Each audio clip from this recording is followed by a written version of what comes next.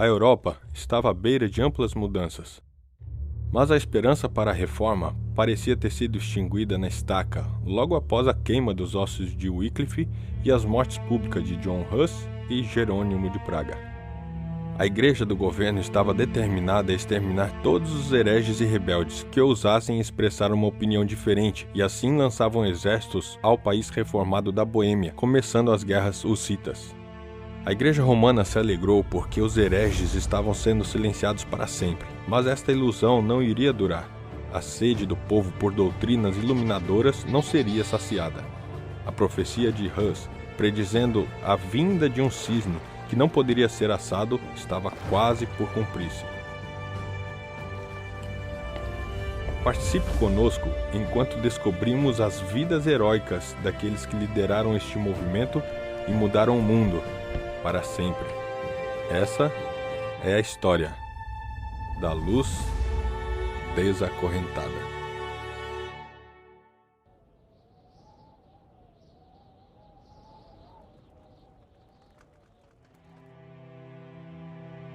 Em 10 de novembro de 1483, Martim Lutero nasceu aqui, em Eisleben, na Alemanha. Os pais de Lutero eram plebeus alemães que queriam uma vida melhor para seu filho, com muito sacrifício. Eles o enviaram à universidade para estudar direito. Lutero era um estudante por natureza e avançou em seus estudos. Ele teria passado por este arco para entrar na biblioteca da universidade. Um dia, enquanto Lutero estava examinando os livros, ele descobriu uma Bíblia completa em latim. Até agora, ele nem sabia que uma Bíblia completa existia. Ele só havia ouvido porções dos evangelhos recitados pelos padres. Ele estava admirado, segurando não apenas algumas páginas, mas a Bíblia completa. Seu ser estava comovido e ele pensou: "Oh, se Deus me desse um livro desses!" Isso possivelmente foi o começo de seu desejo de tornar a Bíblia disponível para o povo comum, na sua própria língua. Em 1505, Lutero estava voltando para Erfurt, onde ele estava estudando, quando uma tempestade fortíssima começou. Ele lutou para continuar, mas o medo lhe sobreveio quando ele se lembrou que um amigo havia sido morto por um raio. Em terror ele clamou: "Salva-me, Santa Ana, e eu serei um monge!" A tempestade diminuiu, e Lutero sobreviveu. Ele cumpriu sua promessa, e para a grande tristeza de seu pai, ele deixou de estudar direito para ingressar-se no monastério. A vida de Lutero havia sido cheia de temor.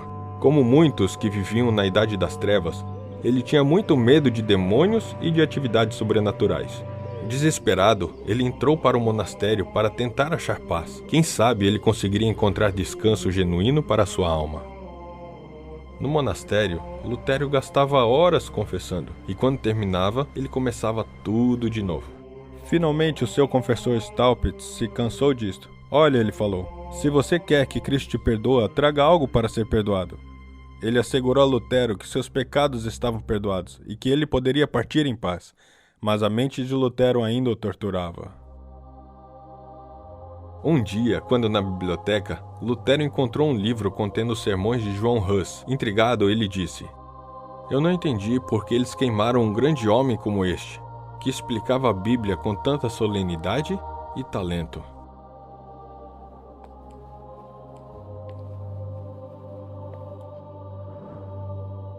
Alguns anos depois de ingressar no monastério, Lutero foi enviado a Roma a negócios oficiais. Ele e um outro monge fizeram esta jornada de 1.300 km a pé, alojando-se em monastérios pelo caminho. Roma foi um choque cultural.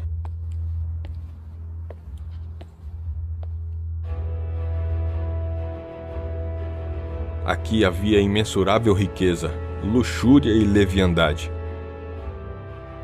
Em todo lugar ele encontrava profanidade no lugar da santidade. Enquanto em Roma, Lutero visitou muitos dos lugares santos, incluindo a escada de Pilatos. A igreja ensinava que todos que subissem estas escadas de joelhos receberiam uma indulgência completa por todos os pecados cometidos. Enquanto Lutero subia os degraus, na metade do caminho, veio vividamente em sua mente um verso de Romanos 1,17. "O justo viverá pela fé." Como um raio que ilumina a escuridão, Lutero entendeu pela primeira vez que não eram suas obras que o salvariam, mas Jesus Cristo somente. Ao redor dessa época, a Basílica de São Pedro estava sendo construída em Roma. O estilo de vida extravagante do Papa havia esvaziado a tesouraria e os líderes da igreja decidiram usar uma maneira criativa e efetiva para arrecadar fundos. Eles imprimiriam indulgências de papel para venda. Metade do pagamento iria para o bispo local da Alemanha e a outra metade a Roma. Para vender essas indulgências, a igreja enviaria emissários do Papa para encorajar as pessoas a comprar. Johann Tetzel foi enviado à Saxônia, na Alemanha, perto de Wittenberg. Johann Tetzel era um vendedor impressionante. Ele viajava por vários lugares da Alemanha, pregando sobre os horrores do purgatório e também a bondade da igreja em oferecer perdão e misericórdia por tão pouco dinheiro. Ora, dizia ele, quando a moeda no cofre cai, uma alma do purgatório de lá sai. Então ele perguntava, como alguém poderia ser tão egoísta que não aliviaria os parentes mortos do terrível sofrimento do purgatório? Os ignorantes supersticiosos, cheios de medo da morte e tormento, estavam prontos a aceitar esta oferta. Dinheiro entrou na tesouraria, enquanto as pessoas pagavam para que seus pecados fossem perdoados e os parentes libertados do purgatório. Para Lutero, isto era simplesmente manipulação religiosa. E aqui está um dos problemas com as indulgências. Isso não traria nenhuma mudança de coração, enquanto, em teoria, a pessoa deveria mostrar arrependimento. O sistema estava caminhando para a corrupção. Tetzel descobriu isto de primeira mão em Leipzig, Alemanha. Um homem perguntou se era possível comprar uma indulgência para um pecado futuro. Tetzel afirmou que seria perfeitamente possível com pagamento de bastante dinheiro. O homem pagou e saiu com a indulgência e o selo oficial do Papa. Quando Tetzel foi saindo da cidade, ele foi atacado e espancado, e o grande cofre de dinheiro foi roubado. Tetzel ficou furioso e demandou que o ladrão fosse levado à justiça. Mas, quando levado perante o magistrado, o homem provou que ele era o mesmo que havia comprado perdão por um pecado futuro. E esse roubo, ele assegurou ao magistrado, era o pecado que ele havia planejado, e para a humilhação de Tetzel, o homem foi libertado.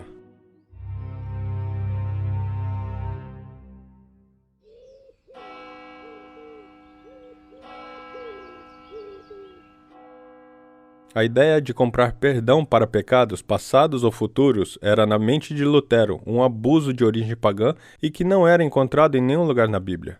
Ele pregava para suas congregações com muita convicção que todas as crenças devem ser baseadas na Bíblia. Grandes multidões vinham para ouvir a sua pregação, mas pregar não era suficiente. O cristianismo e a igreja estavam a ponto de serem chacoalhados até seus alicerces.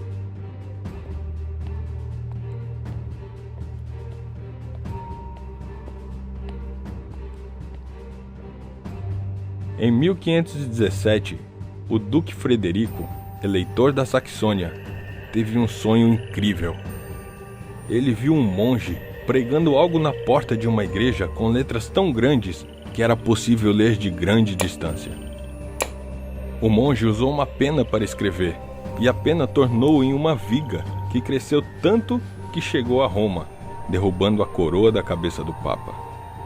No sonho, homens tentaram quebrar a caneta, mas era igual ao ferro, que não conseguiram quebrá-la.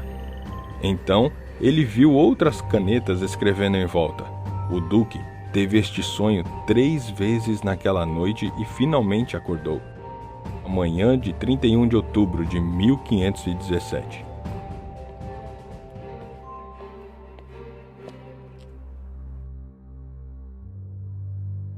Lutero se dirigiu até a porta da igreja aqui em Wittenberg, Alemanha, com um papel em suas mãos. Dentro, haviam 95 pontos ou teses argumentando que indulgências não eram achados nos ensinamentos de Jesus ou mesmo na Bíblia. Sua intenção era começar a discussão em Wittenberg. Pouco sabia ele do impacto que esse papel faria, não só em Wittenberg, mas em todo o cristianismo. Em poucos dias, o papel havia sido espalhado por toda a Alemanha. Em algumas semanas, foi espalhado por toda a Europa. Uma máquina possibilitou tudo isso: a imprensa. Milhares de cópias foram rapidamente impressas e distribuídas ao povo. Por toda a Alemanha, as 95 teses eram o assunto de todos. O que era tão surpreendente sobre esse documento? Por que foi tão revolucionário? Nos últimos 1500 anos, a Igreja havia sido a última autoridade em religião e doutrina. Lutero estava batendo na fundação e estrutura da Igreja, do governo.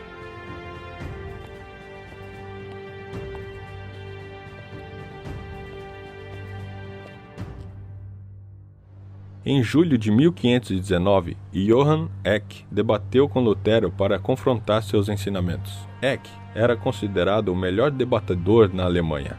No debate, Lutero disse que somente a Bíblia era a base da crença cristã e ele condenou a venda de indulgências como uma maneira de diminuir o tempo no purgatório, porque não havia menção de um purgatório na Bíblia.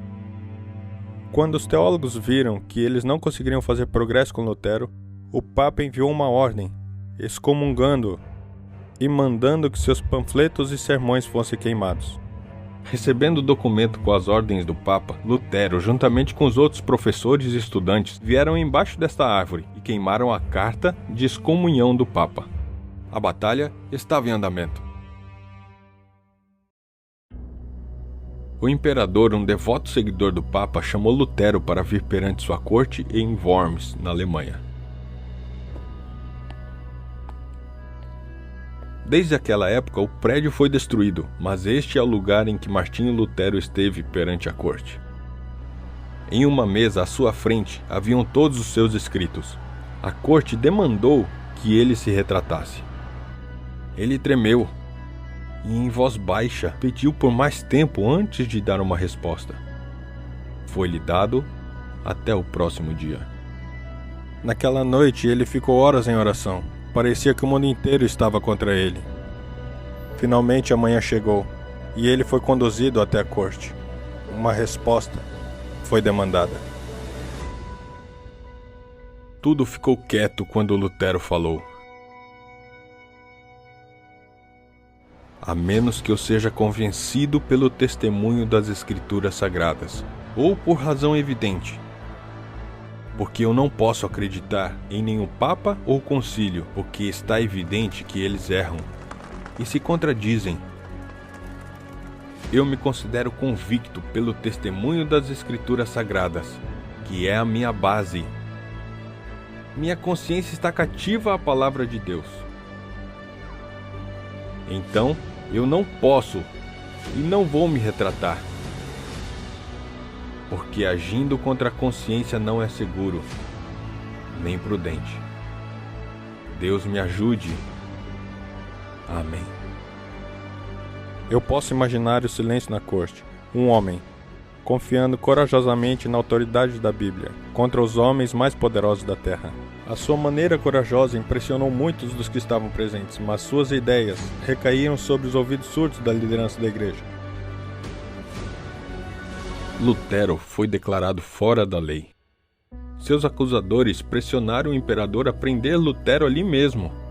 Fé não necessita ser cumprida com hereges, disseram eles. Mas o imperador Charles lembrou-se quando o imperador Sigismundo havia violado a conduta segura para Hus, e ele respondeu: eu não quero ter que me envergonhar como Sigismundo. Enquanto Lutero viajava para casa, ele foi secretamente sequestrado e isolado em uma fortaleza na montanha, o Castelo de Wartburg. Frederico, o eleitor da Saxônia, que havia tido o sonho miraculoso de um monge pregando algo à porta da igreja, havia se determinado a salvar seu amigo. Foi aqui, neste quarto, que Lutero traduziu todo o Novo Testamento para o alemão. Em apenas 11 semanas, ele havia cumprido um dos seus maiores objetivos, dar a Bíblia às pessoas em sua própria língua. O desaparecimento de Lutero criou grande comoção. Rumores espalharam rapidamente. Alguns pensavam que ele estivesse morto. Seus inimigos regozijaram, mas quando suas novas obras foram publicadas, ficou claro que ele não estava morto, mas vivo. Mas, com Lutero fisicamente escondido, uma sombra má e escura começou a cair sobre o movimento da reforma. Uma revolta de plebeus se espalhou pelo país, e os inimigos da reforma rapidamente culparam os ensinamentos de Martinho Lutero. A reforma estava à beira de cair. Rasgada por dentro e com oposição de fora, Lutero não podia mais ficar escondido. Ele deixou o castelo sem proteção e subiu ao púlpito, pregando, reprovando e encorajando seus seguidores. A reforma estava salva, mas a oposição da Igreja-Estado não havia acabado. Os próximos movimentos determinariam o destino da Europa e do mundo. Em 1526, a Dieta Imperial se reuniu pela primeira vez em Speyer, Alemanha.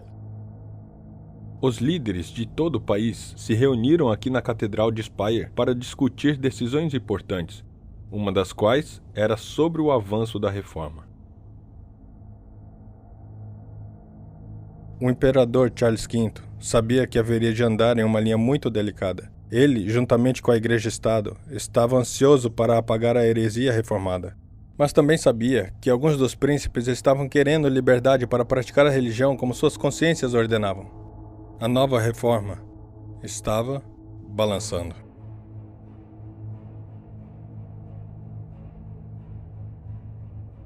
Para proteger a reforma, Deus levantou um improvável aliado do leste. Os turcos otomanos estavam avançando em direção à Europa. Todo o reino havia caído perante eles. 75 anos antes da Dieta Imperial, Constantinopla havia caído aos turcos. Isto era significante para a mente europeia porque Constantinopla era considerada a rainha das cidades por causa de suas poderosas fortificações. Por mais de 1000 anos, estas muralhas haviam permanecido inexpugnáveis. Uma corrente imensa era colocada num porto para prevenir qualquer navio de atacar pelo lado do mar. Não importava a maneira em que a cidade era alcançada, ela era considerada invencível, até os turcos otomanos a atacarem. Um dos canhões originais que foi usado para destruir Constantinopla ainda existe hoje, e eu viajei até o Fort Nelson, na Inglaterra, para vê-lo. Na Guerra dos Turcos contra Constantinopla, eles vieram com o maior canhão que já havia existido até aquela época. Com 5 metros de comprimento, este canhão podia lançar balas que pesavam até 300 quilos, a uma distância de 1,5 km. Quando eles se aproximaram, eu posso imaginar o terror que os habitantes devem ter sentido quando eles olharam por cima do muro e viram o exército imenso dos turcos em volta de sua cidade, com estes canhões imensos que começaram a chacoalhar e destruir sua muralha.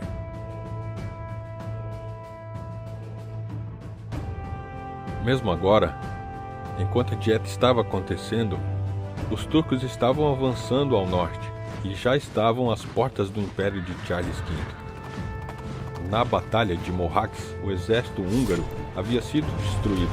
Já não havia mais um amortecedor entre o Império Otomano feroz e o resto da Europa. O imperador decidiu. Lutero já havia sido declarado fora da lei. A reforma devia ser parada. Mas enquanto os turcos estavam avançando, Charles V precisava da cooperação e suporte militar dos príncipes protestantes. E ele foi forçado a tolerar a reforma para salvar o seu reino. Em 1529, outra ameaça séria foi encontrada.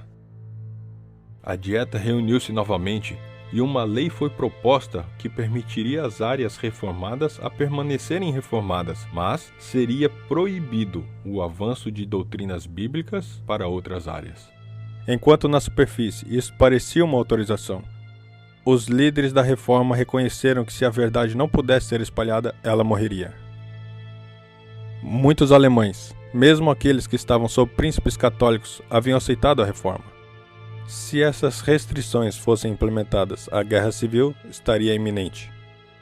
Os príncipes alemães reformados colocaram suas vidas e terras na linha, enquanto respeitosamente, mas forçosamente protestaram contra as novas leis. disseram eles. Vamos rejeitar esse decreto. Em questões de consciência, a maioria tem nenhum poder. As leis propostas faliram. Charles viu que seus planos haviam novamente fracassado. Ele precisava que estes príncipes e seus homens lutassem contra os turcos. O termo protestante foi criado em honra a estes príncipes que protestaram contra as leis injustas.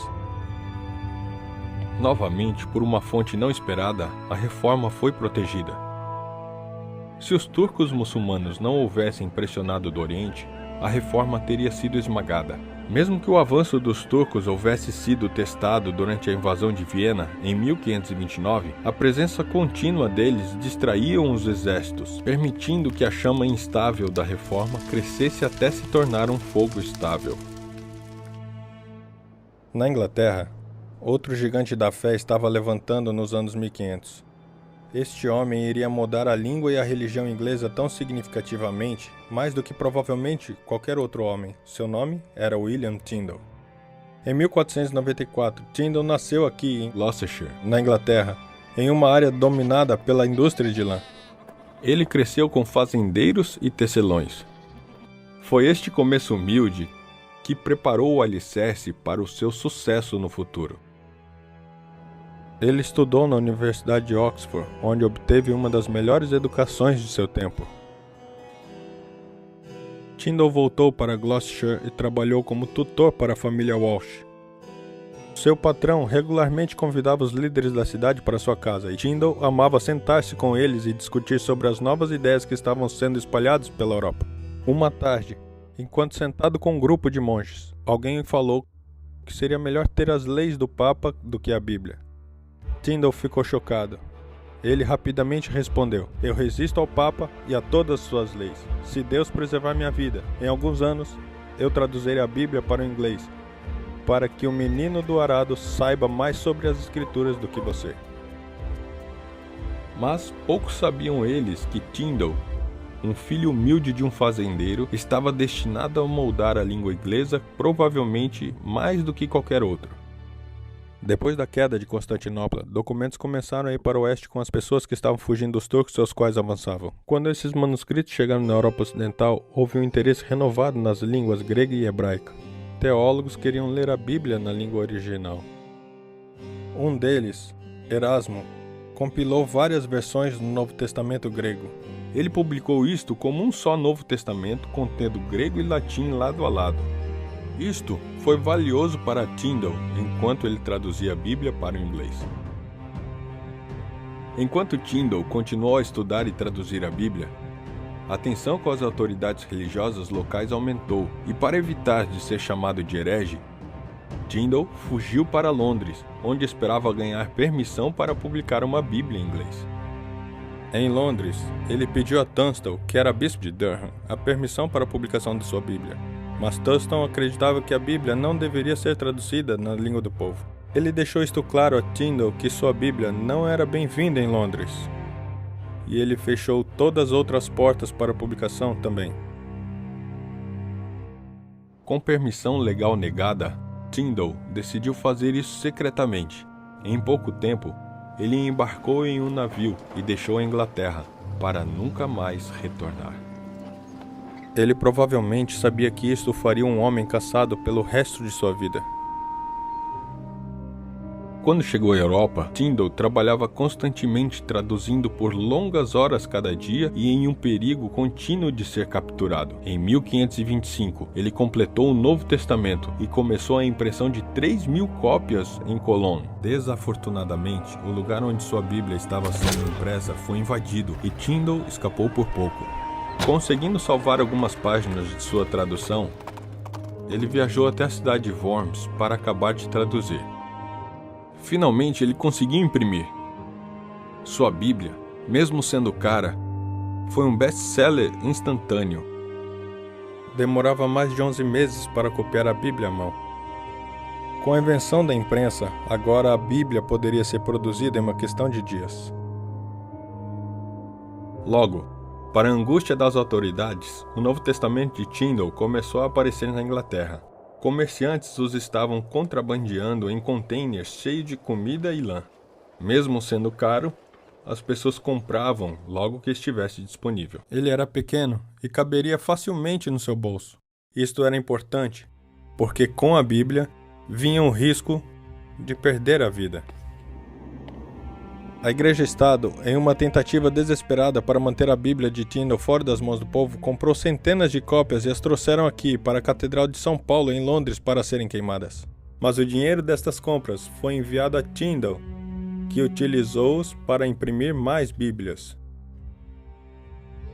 Em 1535, Tyndale foi traído por um homem que ele confiava e foi capturado perto de sua residência em Antwerp por oficiais de Charles V. Em Vilvoorde, Tyndale foi aprisionado em condições terríveis. Ainda temos uma carta que ele escreveu ao supervisor da prisão pedindo por roupas mais quentes, óleo para sua lâmpada e seus livros para que ele pudesse continuar traduzindo o Velho Testamento.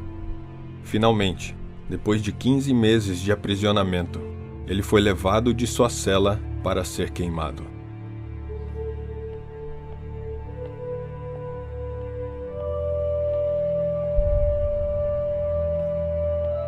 Ele foi levado até a estaca. A madeira foi empilhada em volta dele e o fogo foi aceso. As suas palavras finais foram: Senhor, abra os olhos do rei da Inglaterra. Quando seu corpo terminou de ser queimado, eles pegaram suas cinzas e jogaram no rio que está atrás de mim. E por que eles queimaram esse homem? Por traduzir a Bíblia para o inglês.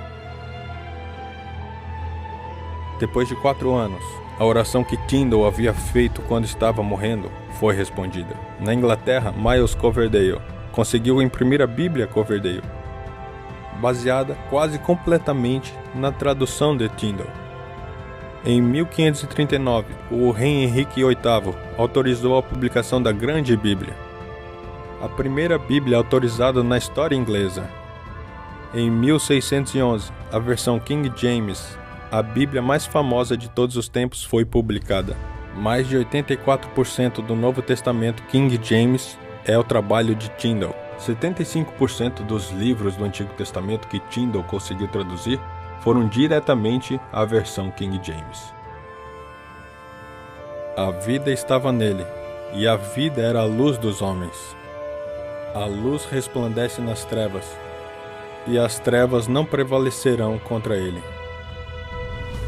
Os reformadores como Martinho Lutero e William Tyndale possuíam um grande desejo: que a Bíblia estivesse disponível não apenas aos padres e monarcas, mas também ao menino comum do arado.